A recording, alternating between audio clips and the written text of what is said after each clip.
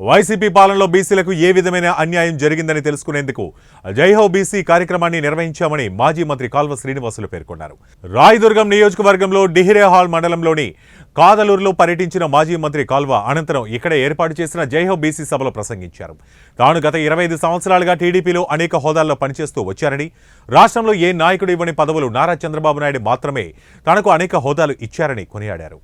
1,00,000 ఎకరాలకు నీళ్ళిచ్చే కార్యక్రమానికి మనం ఆ రోజు శ్రీకారం చుట్టాం. దురదృష్టం, పనులన్నీ మధ్యలో ఉన్నాయి. మన ప్రభుత్వం పోయింది, మోడీ ప్రభుత్వం వచ్చి ఆ పనులను పూర్తి చేస్తుంది అంటే ఏ ఒక్క అడుగు కూడా ముందుకు పోవడం లేదు. అభివృద్ధి అనేది పూర్తిగా ఆగిపోయింది. 5 సంవత్సరాలుగా ఎవరు ప్రజల అభివృద్ధిని గురించి పట్టించుకునే నాదుడే లేడు.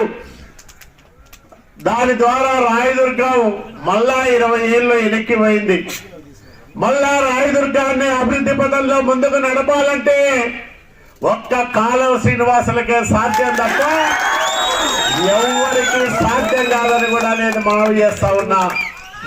ఎందుకు మోసపోరంటే, ఒకసారి మోసపోవచ్చు, 2 సార్లు మోసపోవచ్చు, 3వసారి ఎవరు కూడా మోసపోరు.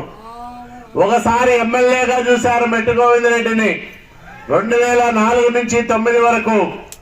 ఎక్కడైనా ఎలాంటి అభివృద్ధి కార్యక్రమమైనా చేశాడా అంటే ఒక్కటంటే ఒక్క పని కూడా రాయదుర్గంలో చెప్పుకోవడానికి లేనే లేదని ఈ సందర్భంగా నేను మనవి చేస్తా ఉన్నా.